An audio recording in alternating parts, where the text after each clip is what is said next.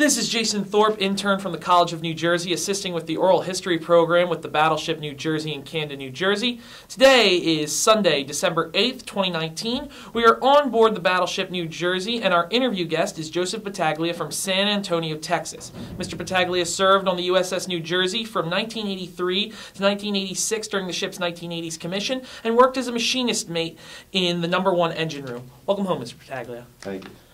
So, what is your current age? 57. And when did you enlist in the Navy? May of 1983. All right.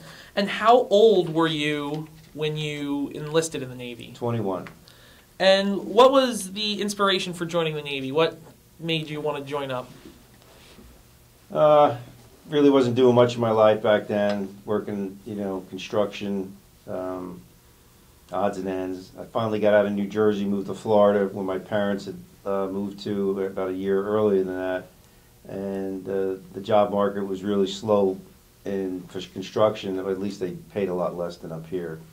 And then my brother-in-law and my sister came down for Christmas one year, and that week between Christmas and New Year's, he dragged me around to the recruiting stations down there in Naples, Florida. I think we did the Air Force first. I had too many tickets, so they told me to keep going.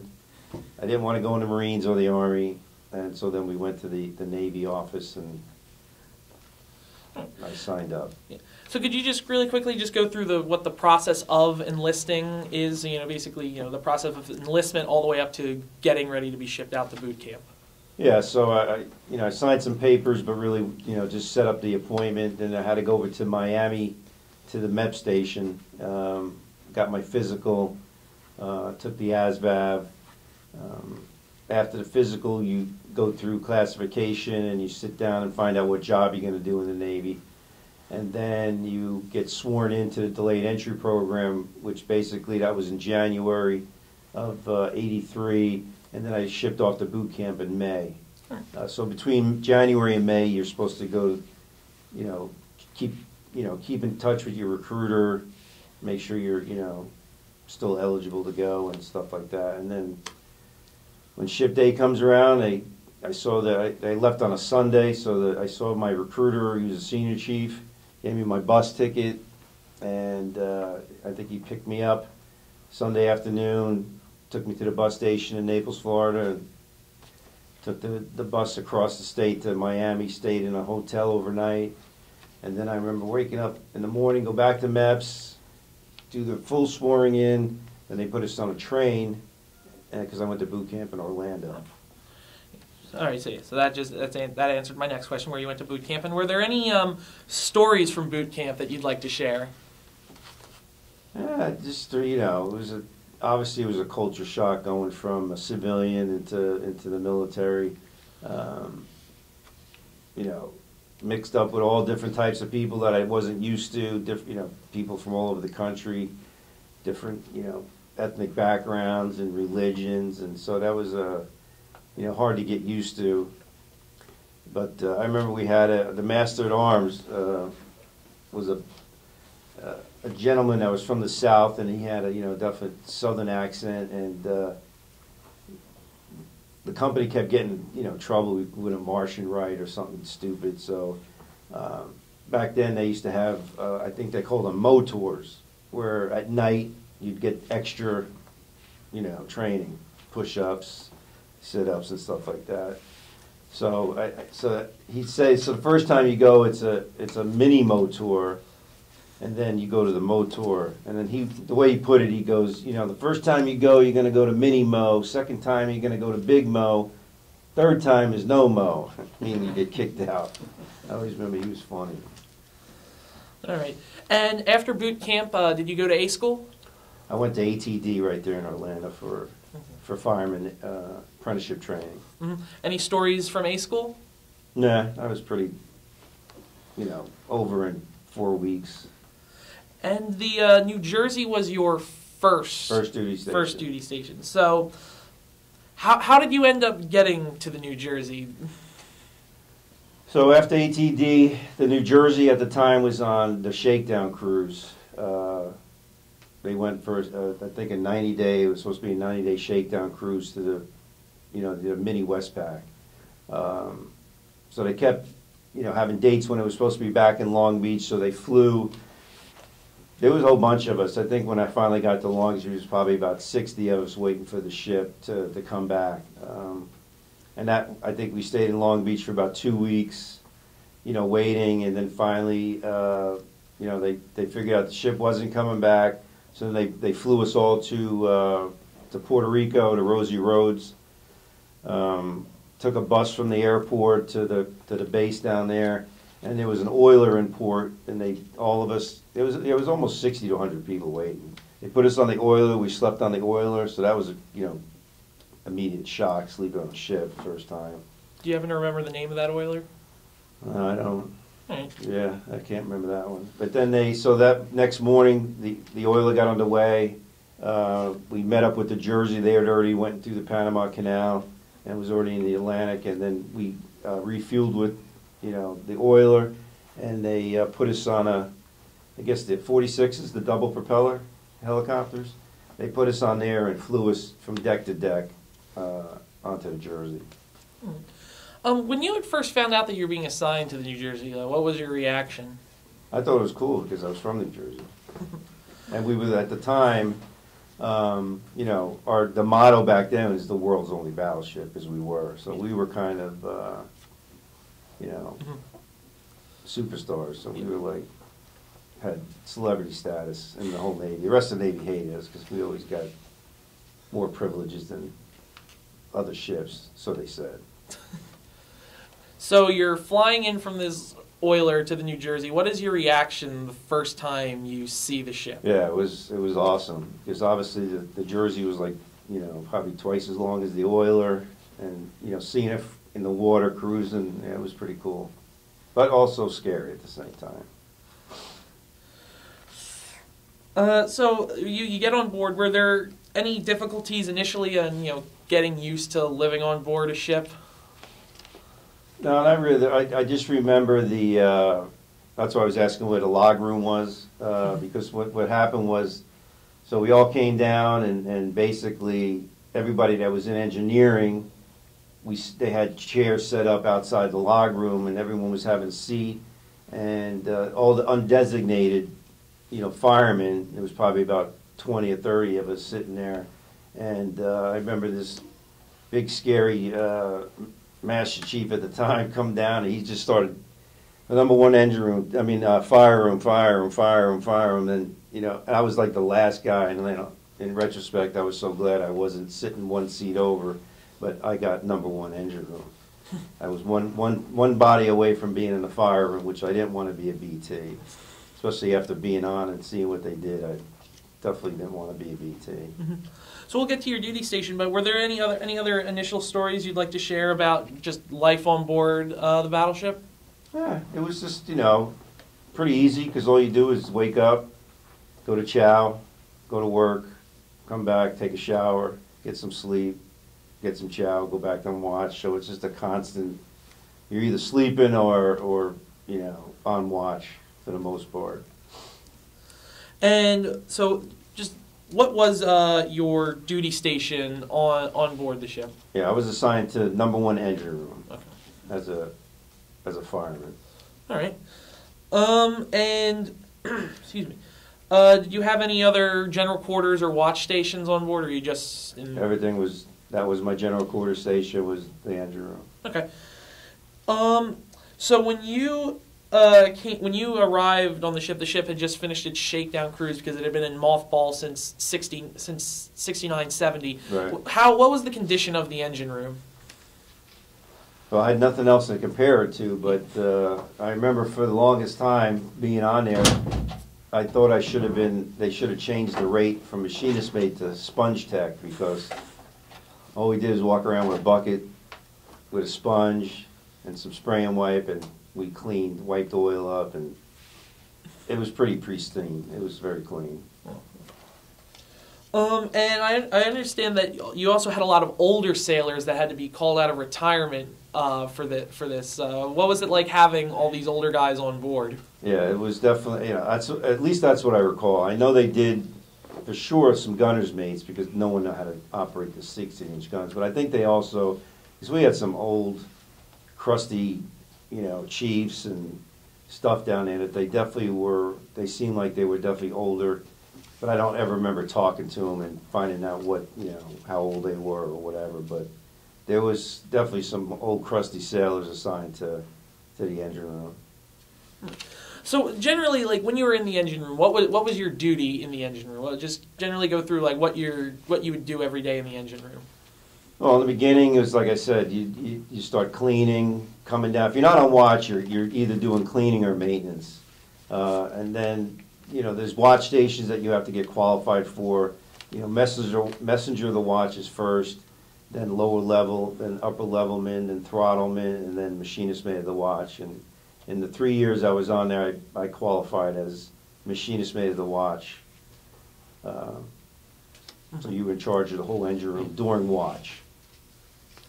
So back to the older sailors, were there any sailors from the Vietnam Commission on board that you know of? Probably. I mean, they had to have been if they were on there, since Vietnam was the last time the ship was commissioned. Some of those crusty guys were definitely probably from Vietnam era. All right. So at that point, the New Jersey heads to Lebanon. Right, across the Atlantic, through the Straits of Gibraltar into the Mediterranean. Okay, so what was daily life like during your time in Lebanon? They cut circles in the water. That's all we did. We used to, and apparently what they started to do is, each day we went further and farther out. So, in the beginning they would see us probably twice, 3 times a day. Then it was, 2 times a day. Then once a day. Then once every other day. So they never knew. I guess they were trying to keep them, whoever we wanted to keep on the toes. They didn't want us to know when we were leaving. And, also that's when the captain comes down, over the 1MC and would say, if I'm a gambling man, we'll be home by, I think the first one was Halloween. And then it went to Thanksgiving, then Christmas, then New Year's, then Easter. So, and again, some of the original crew guys that was on the shakedown, they were obviously at 3 months that I didn't have. So they're the ones that got antsy. Yeah. And during that time, the New Jersey did lose one of its own chief electronics technician, Michael Gorsicki, at the barracks. The bombing. What was the crew's feeling when that happened, when the news was received of that? Well, we were on Liberty in Alexandria, Egypt. That was our first port of call after being underway for 3-4 months at the time. And 6 hours into it, that's when they blew it up. So they recalled everybody. They got everybody back on board, and we steamed back towards Lebanon. It was. They asked for volunteers to go over and help search for body parts because they had to recover all the body parts. And I remember I wanted to go, but they wouldn't let me go because I was married. They would only take single. But I remember when the guys from another engine room went, and he, obviously told us what he saw, and it was pretty gruesome. And eventually, the New Jersey would be allowed to fire the 16-inch guns at targets. What was the crew's reaction to being able to fire? Oh, I think that time we went into GQ, I think everybody was cheering. We shot guns all day, 270-something rounds, if I'm not mistaken. After a while, they actually went into relaxed, GQ, where actually, semi-GQ, I don't know what they call it, but, we were able to go back to doing normal business, but they just kept firing all day. But it did get scary at the end of that day. They called away the harpoon, something about, like, they were going to shoot a missile, and it was like, whoa, this is getting serious, and start shooting missiles, but they never did. Also in Lebanon, the Bob Hope Christmas Eve show. Do you remember that? Yeah. Got tons of pictures of that. Bob Hope, the Dallas Cowboy cheerleaders, Brooke Shields, Ann Gillian. There was a whole bunch of them. It was pretty cool. Vic Damone. But very enjoyable for the crew. Yeah. We all got up on the main deck, and I guess we were out to sea. I don't even know where we were. If we were anchored or out to sea, I can't remember. So, also during your time, you were with New Jersey when it was part of the Battleship battle group. Do you remember what that was? What that was like? The battle group? Yeah. Anything interesting from that time? No, I mean what a flagship, I guess. Hmm. Again, when we went into port, everyone hated us. We'd actually have fights with other ships, with other crew members from other ships, because they were, again, I think they were just jealous of us. All right. Did you have any memorable interactions with any of the captains during your time with New Jersey? Because I believe during your time there was Fogarty, Milligan, and Glenn. Yeah. Fogarty was on his tail end, getting out. He was known as being a hard ass. He kicked a lot of sailors out because that's just when they initiated the urinalysis, Navy-wide. So they, I don't think it was mandatory to kick people out, but he kicked a lot of sailors out of the Navy back then. But Milligan was a good captain. Captain Glenn, I think Captain Glenn re-enlisted me. I got a picture of him in his stateroom. I also hear that you brought a camera on board to take pictures of the of the guns. Yeah. So one time I was on mess cranking duty, or they call it, I don't know what they call it now. But everyone works in the galley for 90 days, and that's when I first got on my first 90 days. Mm-hmm. So we had cleaned up breakfast, and they said, go ahead, take a break, and be back in an hour to start getting ready for lunch. And I went to the ship store. I bought a camera. Back then they had these disc cameras. They were flat, and they had disc in it, and that's how you took pictures. So I asked somebody else that's been on board a while, says, where can I get a good shot? Because they planned on doing some firing exercises, 16-inch guns on the way over there. So a guy said, just go up in the superstructure and, go out a hatch and, figure it out. So I went up there all by myself, and I'm trying to, going up in the superstructure, I don't know where the hell I'm at, and come out this hatch, and I look down, I'm like, all right, this is a good view. I'm going to get a good shot. So I shut the hatch, and I get ready to, get my camera out, and next thing you know, I hear the horn go off for the, the 3-horn blast, and next thing you know, it was like, I think it was turret 2 fired. And I guess I was pretty close to it because it blew me up against the bulkhead. Camera went in pieces, bug-eyed. And I went inside the ship. I probably didn't leave the skin of the ship for about a month after that. Didn't know what was safe. Back to captains. Did you witness any? Did you witness any of the change of command ceremonies? Yeah. And have any stories for what that was like? Just being in dress whites and standing at attention. All right. Now on to some more general questions. Do you have any ports of call that stand out, and any memorable ones, and then can you tell us which one was your favorite? Well, we went to, like I said, on the first deployment that I got on when they were, from the Shakedown cruise in the Med. Haifa, Israel was pretty good. Egypt was, even though we were there 6 hours, I could give or take that one. France was nice, but I got to go back to Italy, or go to Italy for the first time. So we pulled into Naples. So that was nice to go there. Did the ship traveled through the Panama Canal, you mentioned, but you were not with it when that happened? On the way home, I did. Oh, you did? Okay, and what was that like? That was pretty cool, because being in engineering, when you get into the, I think it's Lake Victoria, whatever the middle lake is between the two, it's actually fresh water, so we got a chance to flush any pump that sucks seawater, and we turned on, fire hoses and, just to clear out the lines with, obviously salt buildup. It was cool. But an interesting thing about that was there was a cruise ship in the lock next to us. And, it was all these people because we were, coming back from Lebanon, and they were going the opposite direction. But there was this older couple that was yelling, yelling stuff down to somebody, and we didn't know what was going on. And later we found out that it was a crew member's grandparents who were on a cruise, and somehow they remembered he was going to be on the Jersey, and they actually was able to talk to each other from the cruise ship. That was pretty cool. Did you cross the equator at your time on board? Yes.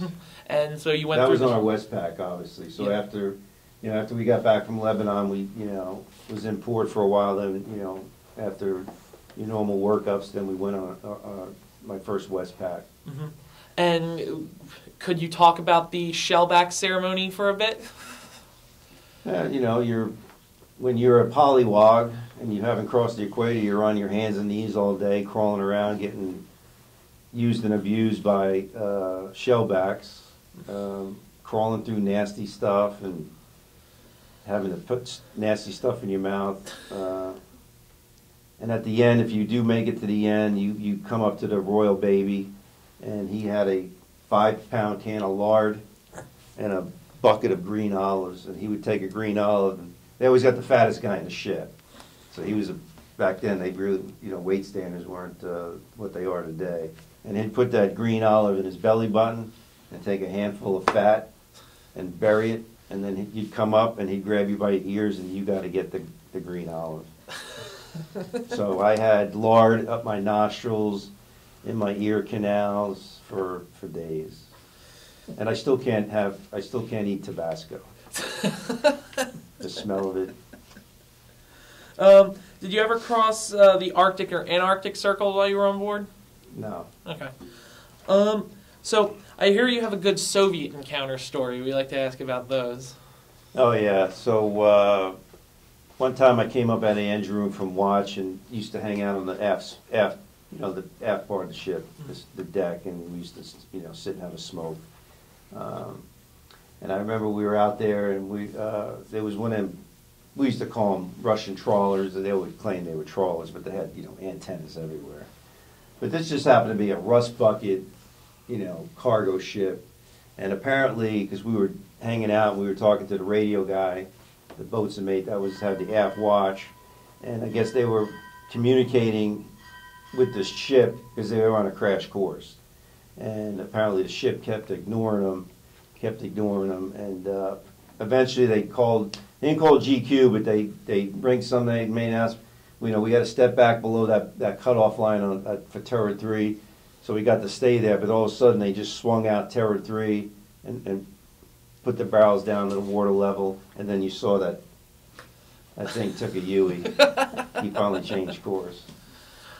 So, I've also been asked to ask you about the King on Conga story. That was on another ship. Oh, okay. Well, we'll get to. I told you that. Well, we ask about other ships. We'll get to that. But any other final stories about life on board the Battleship you'd like to talk about? No, like I said, we were celebrities, so it was a good time on it. I learned a lot about the engineering plant and the battleship itself. We didn't have spare parts. A lot of stuff we had to go to the machine shop and have made up because they didn't have spare parts. So that was kind of different than being in a more modern ship where they have spare parts. But no, the other. The captain used to always make a joke about if anybody ever shot at the ship with whatever, he would call sweepers away. Sweepers, man your broom, and they would just brush it over. There was another time, I think maybe the harpoon time was when they thought a suicide plane was going to come crash into us, and they called GQ away. But I think the Kennedy Battle Group was in the area, and we kind of got under their flight cover, but nothing ever materialized about it. So, so after the New Jersey, I believe you were sent to a frigate after the New Jersey. Right. And what was that? What was the name of that ship? The USS Bruton, and that was out of Pearl Harbor. So the big difference between that is obviously a way newer ship, and everything was electric. The main control booth was air conditioned. So it was a big difference going from the Jersey to that. It was like going from, obviously 1940 something to modern, the modern Navy. But so any stories you'd like to share? But your job was the same on that ship. Yeah, they only had one engine room. Okay. And, yeah, I was assigned to the engine room. No, we actually did a Westpac. I think the first Westpac I did with that, the Jersey was on. We were in the same battle group as the Jersey, so I got to see when we got to the Philippines. I got to see some of my old buddies were still on board here, and got to party with them and hang out. But that was a good time.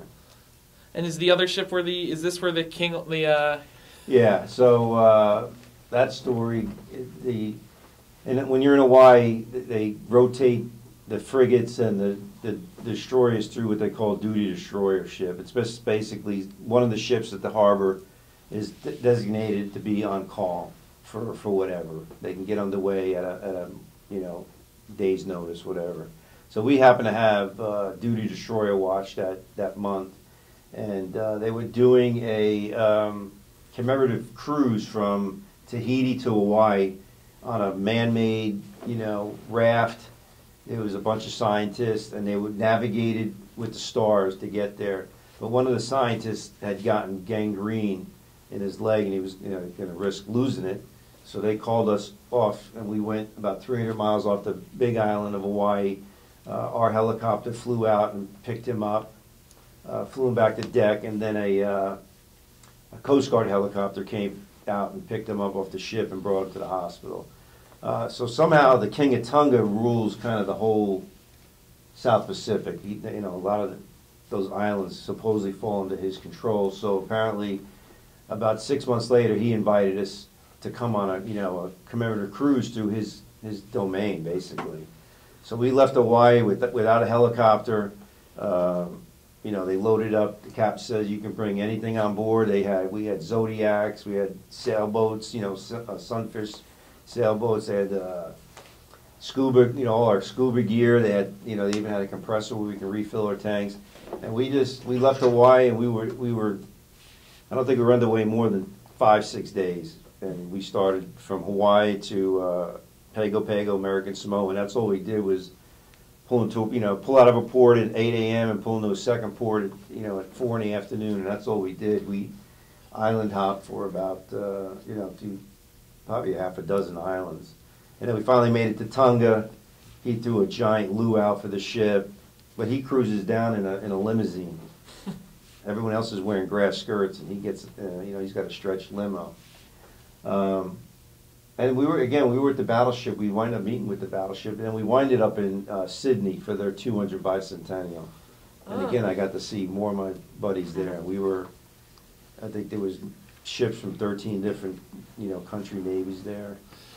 So we often actually ask Battleship sailors about that, but seeing that you were there with a different ship, what was the bicentennial like? How was that experience? Oh, same thing. Obviously, at that point, I wasn't on the Jersey, but they were, again, superstars in that port. But actually, we had some notoriety ourselves because where we started on the western part of Australia and cruised all the way around, and they actually had a caravan of women that met sailors at the first port, and as they went to port, we went to port, they kept picking up more women. When we finally made it to Sydney, it was like 5 cars full of women that all traveled together across. It's like going from California to New Jersey. So we were on the news every night because Greenpeace was also, in each harbor we pulled in, with their protests. But so we were a little bit of celebrities when we got to Sydney too. But it was just cool. It was just all those sailors and all those. They did the fireworks the one night. So after your time on the frigate, you moved on to. Sorry. Yeah, I went to recruiting duty. Okay. In NRD, Navy Recruiting District, Cleveland was my first. I wanted to stay in Hawaii. I wanted to work at the commissary fixing their refrigeration units, but they had different plans for me.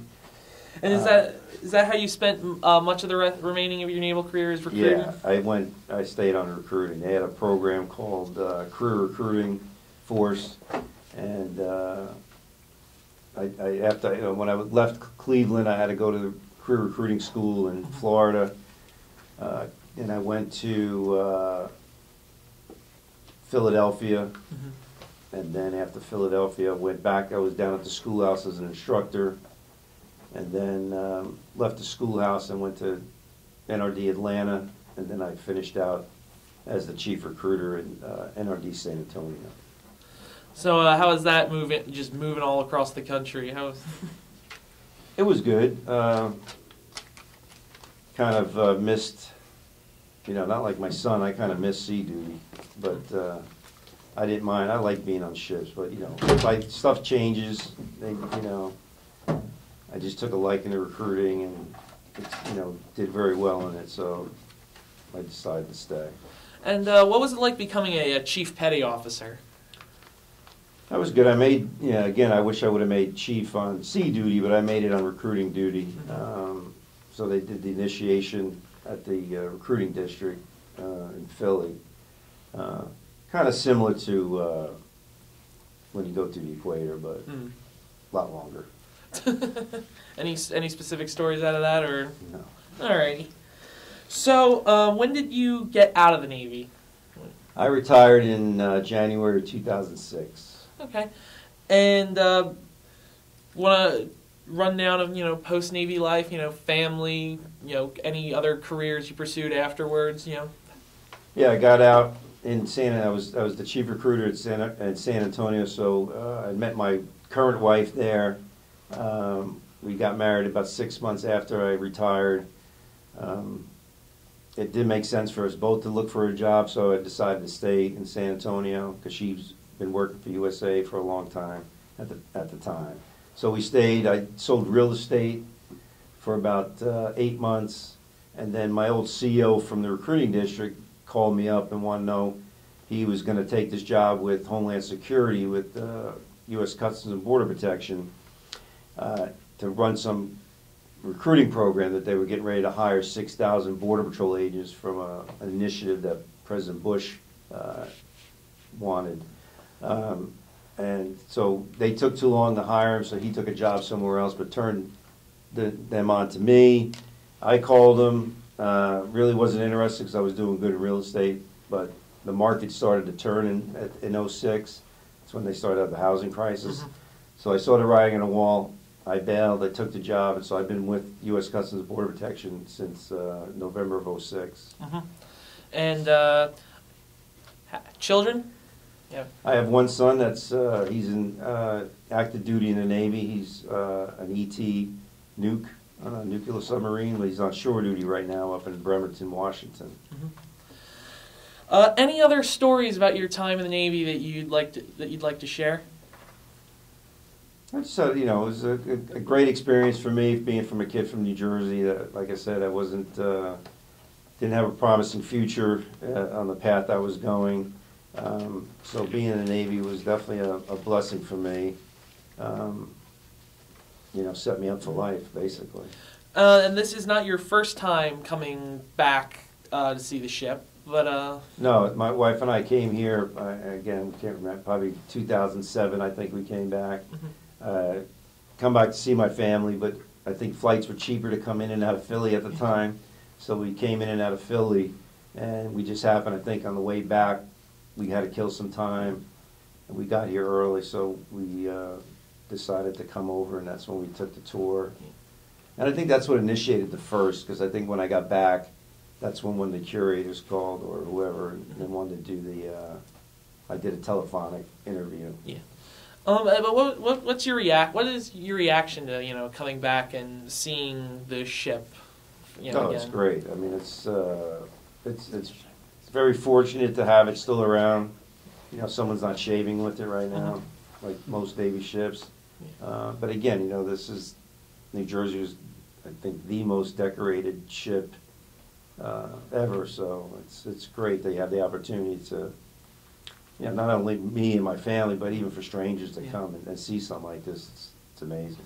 And with this visit, you had about a dozen family members with you. What was it like for showing them the battleship, the place that you served for 3 years? Yeah, that was an opportunity that presented. My sister's the one that she lives in South Jersey, and she wanted to take her grandkids. And I said, well, yeah, let me see what I can do. And I, got a hold of Angelo eventually and set everything up. But yeah, I thought that was great. And then everybody else from my brother that we were staying with wanted to go too. And then my daughter is here with my grandson, so it was a great opportunity to get everyone to see it. Mm-hmm. So what would you say, what was the impact of naval service on your life? Like I said, it makes me the person I am today, but it definitely paved the way to doing what I am right now. So I don't regret it, Mm-hmm. wouldn't take it back. And this video will hopefully be viewed by researchers, educators in the future. Do you have this is very open-ended, but do you have a statement you want to leave for future generations about our time, your service, or just anything? Well, especially since I recruited for almost 17 years. So yeah, like I tell anybody thinking about joining the service, no matter what service is, it's something that you don't have to do it for a lifetime. You don't have to be a lifer and do it for 20 years and retire. As long as you start it and finish it, but it's going to basically, I tell people it sets up your foundation for life, and I think you'll look back. Even myself, I probably have more friends from the military than I ever had when I grew up.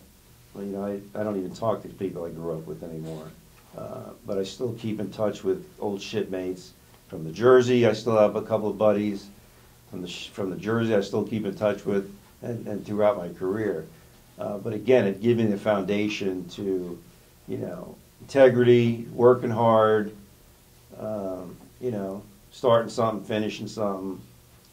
I mean, you can't go wrong. And then you get, all the other added benefits that you get, VA loans and, any kind of veteran status.